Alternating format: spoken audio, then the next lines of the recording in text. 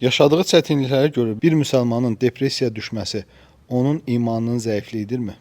Elhamdülillah. Deməli, insan, hətta mömin insan ola bilsin müəyyən bir vaxt çətinliklər həyatda yaşasın və əziyyət çəksin. Bu təbiidir. Bu imanın zəifliyinə dəlalət etmir. Yəni, Allah subhanahu wa ta'ala vəsf edərək peyğəmbərləri, məsələn, Musa aleyhissalam Quran-ı Kərim deyir ki, xaifə, yəni o qorxurdu. Və sonra başqa ayda deyir ki, İnnə nəxafə ən yəfruta aleynə əv ən yatxa, yəni biz, mən və Harun qorxuruq ki, Firon bizə əziyyət verər, qorxuruq ki, bizə əziyyət verər, bizi öldürər və s.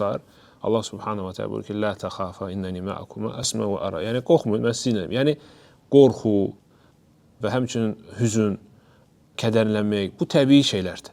Bu təbii əməllərdir. Başqa hədisdə biz bilirik ki, Peyğəmbər sallallahu əleyhi və səlləm İbrahim öz övladını İbrahim itirəndə cavan dünyadan getmişdi. Ümumiyyətlə Peyğəmbərimiz aleyhissalatu vesselam 7 övladdan 6-sını özü bastırmışdı. Bu da Allah subhanahu ta'aladan bir imtihan idi.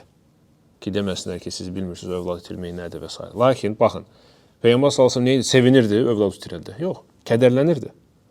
Ona görə deyir ki, İnnə əl-əynə tədmə. Deyir ki, İbrahim onun oğlu öləndən sonra deyir ki, həqiqətən göz ağlayır. Yəni, onu göstərdik Peyğəmbər sallallahu əleyhi və səlləm. Hətta ağlayırdı. Vəl-qəlbə yəhzən. Qəlb də yəni kədərlənir. Sonra nə deyir ki?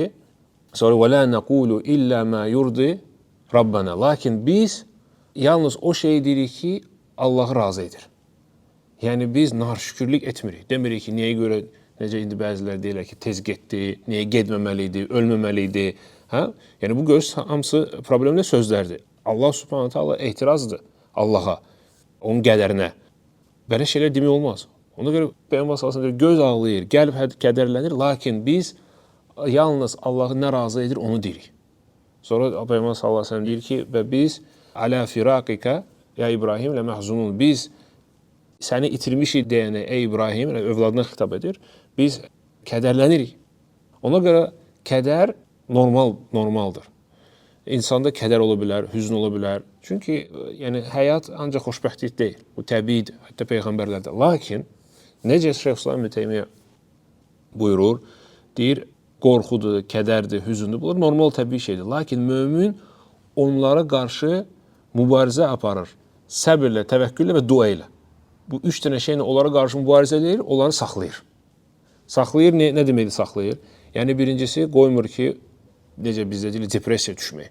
Çünki depressiya, hansı ki biz bugün yayılıb insanlarda, insan heç nə eləmək istəmir, ola bilsin, hətta havalansın və yaxud da bəzi əməllər eləyir. Onlar hamısı İslama ziddir. Onlar olmamalıdır. Yəni səbir, dua və Allah təvəkkül səni bu şeydən qorumalıdır. Ona görə Allah subhanahu ta'ala deyir ki, وَمَنْ يَتَوَكَّلَ اللّٰهِ فَهُوَ حَسْبُهُ. Kim Allah'a təvəkkül edərsə, o ona yetər.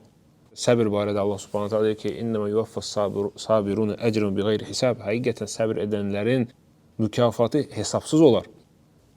Nə qədər hədislər, ayələr var ki, məsələn, hüzün və kədər duaları var. Peyğəmbər sallallahu əleyhi və səlləm deyib ki, kim ki deyərsə, bir kədər ya hüzün olarsa deyərsə, Allahümme inni abduk, ibnu abdik, ibnu əmətik, nasiyeti biyadik, məadın fiyyə hukmuk, adlun fiyyə qadauk, əsəluka bi kulli ismin huve lak. Yəni uzun duadır. Səmmeyti bi nəfsik, əv ənzəltəv fi kitabik, əv əlləmtəv əxədən min xalqik, əv istəthərtə bih fi ilmi qeybi indək, ən təcəl Qur'an rəbiyyə qalbi. Yəni xülasə duanın o mənası, ey Rəbbim, həqiqətən mən sənin qulunam və həmçinin atam da, anam da, hamı sənə quluq, Allah sənə müraciət edirəm, sənin adınla və s. Yəni uzun duadır.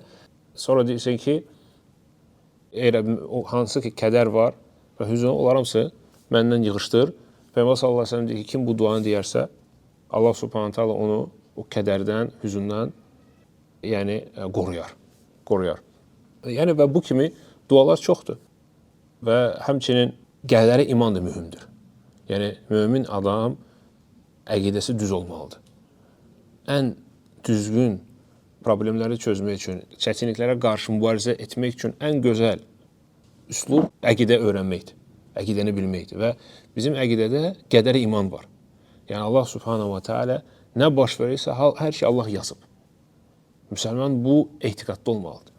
Hətta Peyğəmbər sallallahu əleyhi və səlləm deyir ki, bütün ümmət, İbn Abbasa müraciət edir ki, bütün ümmət birləşsə, sənə bir xeyir gətirməyə, ləm yenfəuke illə bi şeyin kətəbəllahu lək. Onlar sənə yalnız Allah yazdığı xeyri gətirərlər. Və əksinə, ləv iştəmə alə ən yadurruka bi şeyin, ləm yadurruka illə bi şeyin kətəbəllahu aleyk. Və əksinə, birləşsələr bütün insanlar, bütün cəmaat, bütün xalqlar, millətlər sənə bir pislik eləmək istəsələr, Allah yazdığı pislikdən çox edə bilməzlər. Bu etiqad olmalıdır səndə ki, hamısı Allahın izni ilə baş verir.